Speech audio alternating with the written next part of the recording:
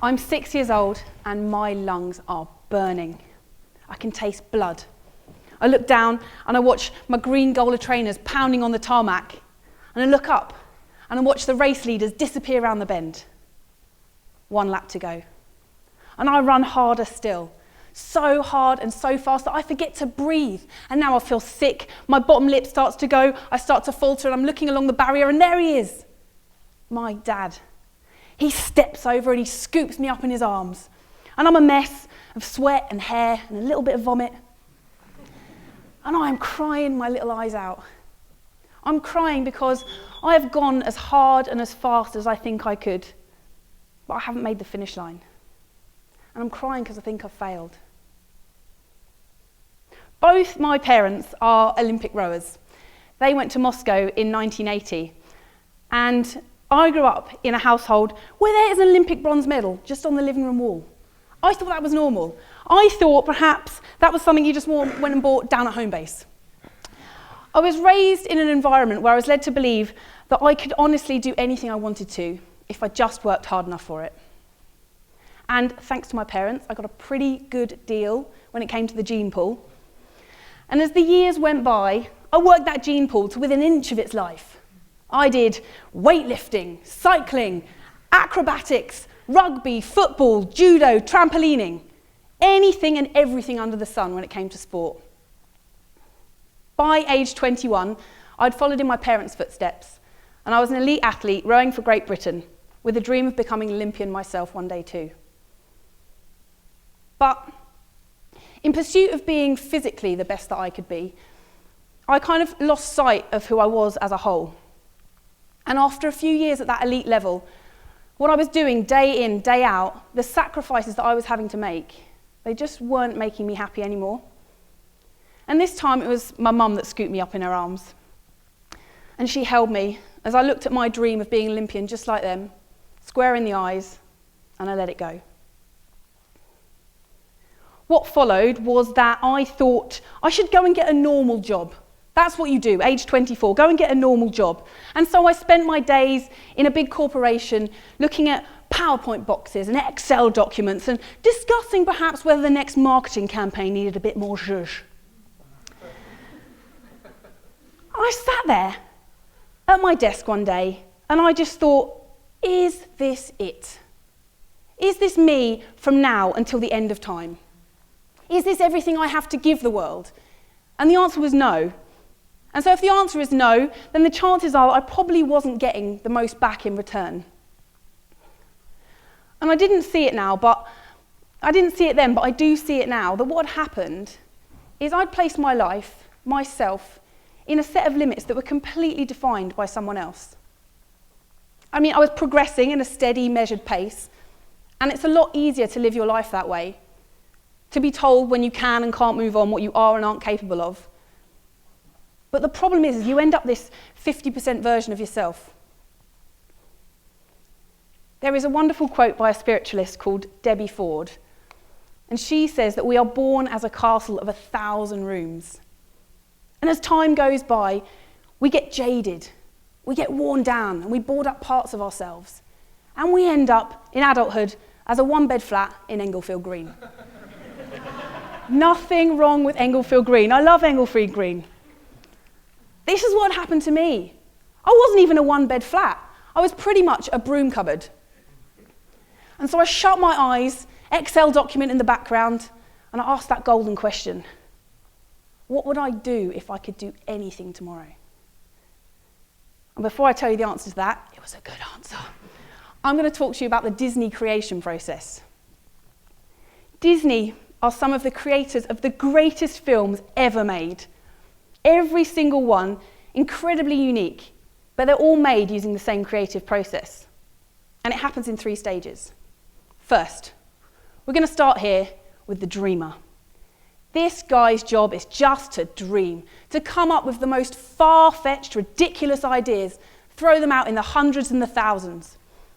Most importantly, the dreamer's ideas are not allowed to be judged, and the dreamer must not judge their own ideas. Their job, simply to dream. The dreamer then passes their big mess of crazy ideas down the line to the realist. And the realist's job is to translate. It's to put the dreamer's ideas into some kind of tangible form. So in the case of Disney, this would be to put it into a computer animation program, or perhaps to draw it down on paper. Once the realist has put it into a form that can eventually be judged, they then pass it down the line to this guy. This is the critic. And the critic does what he does best. He rips it apart, he picks holes, he takes the pieces he likes and the bits he doesn't, and he throws them away. Oh, Mickey, your ears are far too big. Minnie, polka dot, so 2013. Once the critic has had his wicked way, he throws it back down the line to the dreamer, and off we go again. The point of this being is that Disney films would have not even a tenth of the magic that we know them to have if that dreamer wasn't involved in the process, if we started with the realist or the critic first. And I think that all too often in our everyday lives, our critic is sat right on top of our dreamer's head. And so every idea that's born out of creativity and passion and individuality, it gets stopped short before it even gets a chance to air. I've got responsibilities, I can't afford that. What about the children? How can you be so selfish? Think about the children. All of these things should be considered, but at a later date, they shouldn't be a reason for stopping us going in the first place. So I asked myself that question, what would I do if I could do anything tomorrow? And my answer was to take off on a bike and to ride it around the world. Absolutely ridiculous. No particular rhyme or reason, other than that I'd discovered I had a passion for adventure, travel, and endurance sport. And when the time was right, I passed that idea down the line to the realist and to the critic, and I scaled it back a bit. And I decided that maybe I'd just go and cycle 11,000 miles through every state of America. From Alaska to Hawaii, the long way round. Oh, and it was the most amazing journey. It catapulted my life in a completely new direction. I learned so much about a country that I think we all know, America. It's incredibly diverse in terms of wildlife, geology, culture, attitudes. But the best thing about it was the people. I want to share with you the most inspirational person that I met on that journey. This is Betty the Hutch Hutchinson. She enters every single year in the Manchester, New Hampshire 5K race to try and break the record for the 90 to 99 years old age group. She's 93 years old. And as I passed through, I got a chance to stay with Betty. And every year she runs this race surrounded by her 19 grandchildren. And these grandchildren, they run and they'll pass 50-year-old men and they'll go with their granny, "Dude, you just got beaten by my grandma!" And off they go. Now, there's a mile between Betty's little house in the woods and her mailbox at the end of her driveway. And every single morning, without fail, she uses that mile for a training run. And I got the chance to go on a training run with Betty. It starts at 6 o'clock in the morning. The ritual begins. Betty negotiates her way down the stairs. She moves to a wooden pew set out by the front door where there's 2 essential items of clothing. She picks up a bright yellow scarf, wraps it round, once, twice. She shuffles sideways, picks up a matching yellow beanie, pulls it down over her brow, and I see Hutch emblazoned across the front. She then shuffles over to the kitchen, picks up a boiled egg, starts cramming it in. I'm thinking, Betty's on the protein, this is serious stuff. And now we're ready. So we leave out the front door and it's a lovely day, the birds are singing, the sun's shining, and so I start chatting away, but there is no chatting. No chatting allowed on Betty's training run. So we start in silence. And this driveway, as it goes for a mile, it undulates slightly and it winds around a few bends. And we get to the first corner and Betty breaks the silence and she looks sideways at me and she says, "I like to cut the corners." She cuts across my path. Oh gosh, fine, right, I know that, thanks Betty. And then finally, we get within sight of the mailbox and we just crest over the hill and we can see it glinting in the sunlight. And Betty again breaks the silence. She turns sideways, flicks her 2 walking poles backwards, leans forwards and says, "I speed up on the flats."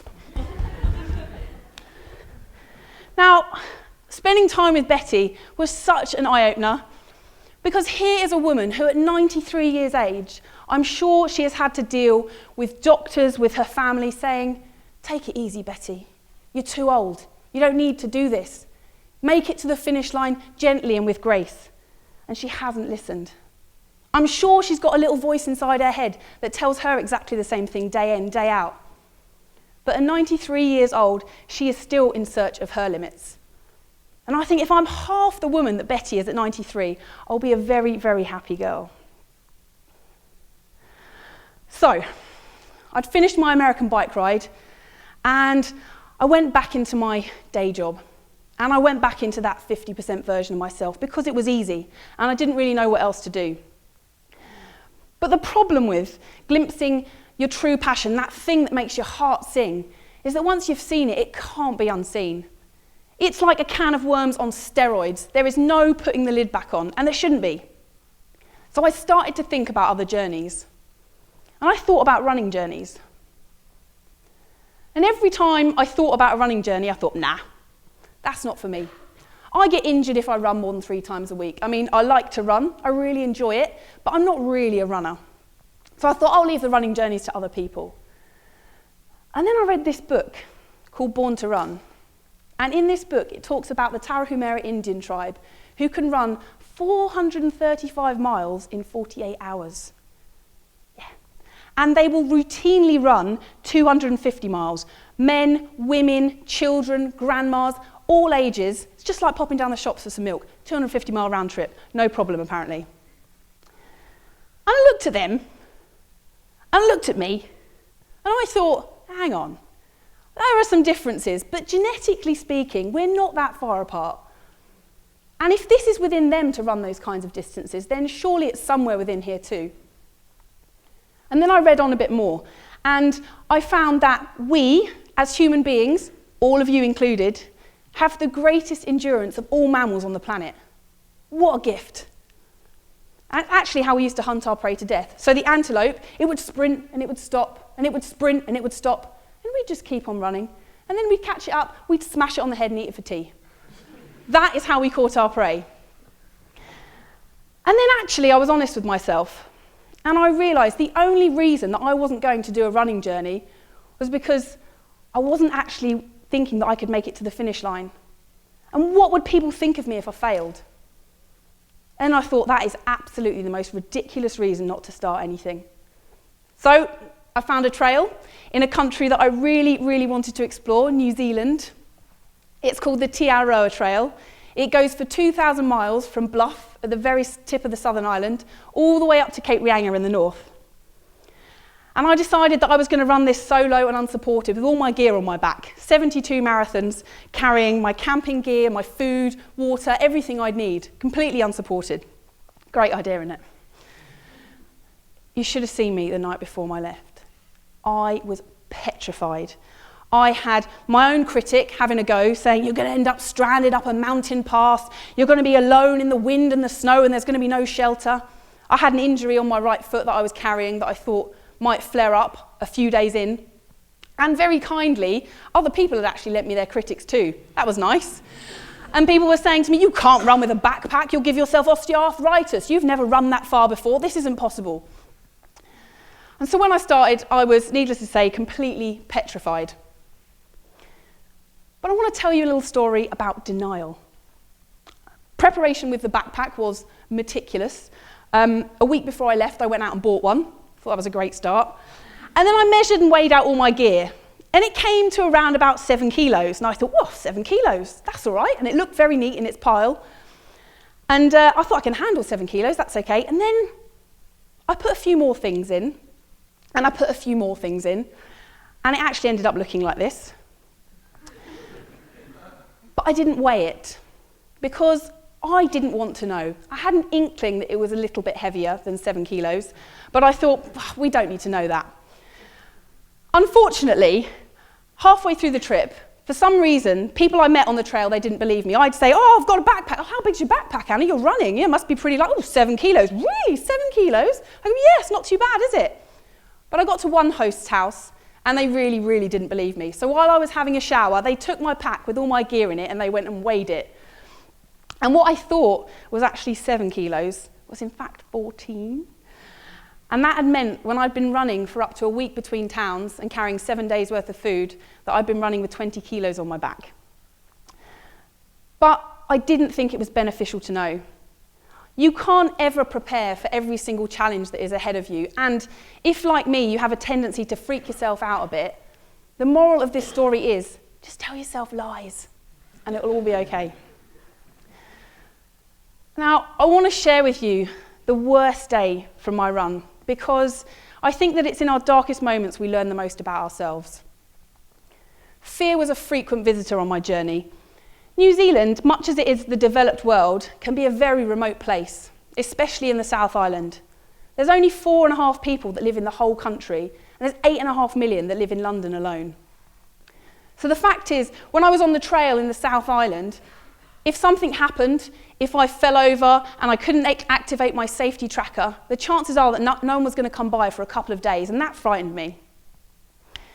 They also, the Kiwis, they like to put the trails through rivers. I'm from London. We build bridges to go across rivers. The Kiwis, they just plough it straight through a raging torrent.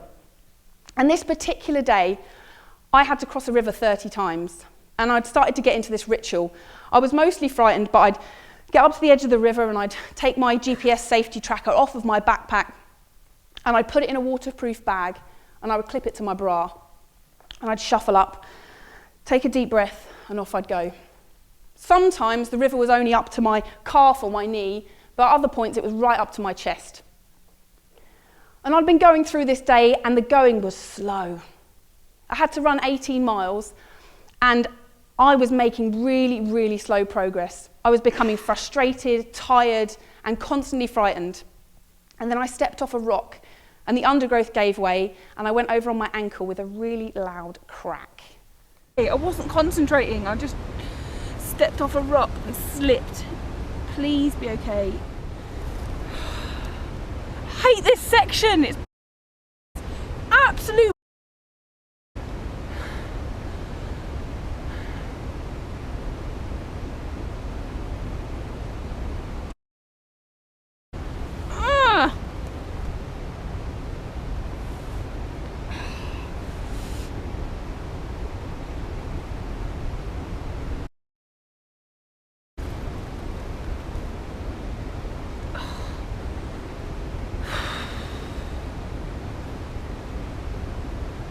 Okay, I'm going to try and move. And I did move. Now, I thought I'd actually broken it at that point, and I thought that was going to be the end of my trip, but as it turns out, I'd only actually sprained it, my right ankle.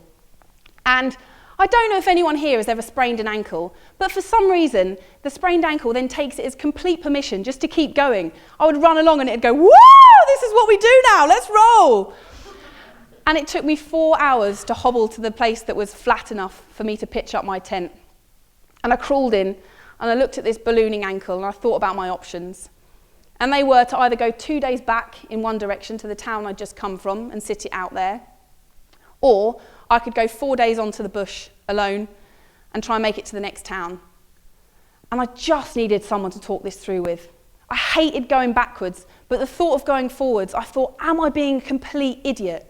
I could see the newspaper headlines now. Stupid British girl goes on into the New Zealand bush with a busted ankle. And all I wanted to do was talk to someone, just to have some kind of counsel, have someone say to me, look, it's okay, it's all going to be all right. But I had no phone signal. I had no way of contacting anyone. I hadn't seen anyone in a couple of days. And so I crawled into my tent and I realised that I was at rock bottom. I was frightened, I was injured, I was exhausted. Everything that I'd feared from the outset of the trip had happened. But here's the thing about rock bottom, about that place where all of your fears hang out together. Once you get down there, it's not that bad. I realised that this wasn't my limit. This was just a part of myself I hadn't seen in a really, really long time. This was the girl in the green Gola trainers that had run until her lungs burst. And so I drifted off to sleep, and I woke up stronger the next day. Now, before I left for the trip, I thought I'm going to have some pretty bad days. 72 marathons, something that's going to get pretty bad in there. There's probably going to be a few days where I'm going to want to curl up in a ball and cry and not run. So I packed myself a secret weapon. I packed myself these. That is a unicorn having a fight with a robot under a rainbow. Yeah. I think it is scientifically impossible to be unhappy when you're wearing these pants. They reminded me that I should be grateful. I'm born into a developed world. I have the freedom and the choice to go and explore these places, and nothing really can be that bad for me. These are my pants of perspective. And so the next morning, I woke up when I pulled on my pants of perspective, which matched the ankle strapping that I actually had in my bag. And I decided that I would carry on. I hobbled for 12 miles the next day, and I was able to actually start running again the day after that. And after 5.5 months, carrying a little bit of scar tissue on my right ankle and a backpack that weighed 14 kilos, not 7, I made it 1,911 miles to the top of New Zealand. And I managed to go into schools along the way and speak to 4,000 Kiwi kids in the hope that one day they might go in search of their own limits too. And here's what I've realised. That I would rather live my life on the brink of failure than in the comfort of assured success. When I'm 80 and I smell of wee and gin and tonic, I want to look back on my life and I want to say that was awesome. I had the richest possible experience I could. I think sometimes we get so het up about the fact that we might not be able to finish things that we forget to start. And so I'm looking at all of you and I'm thinking, what is it that you're afraid of starting? And what would happen if you forgot about the finish line and you just started running towards it? Thank you.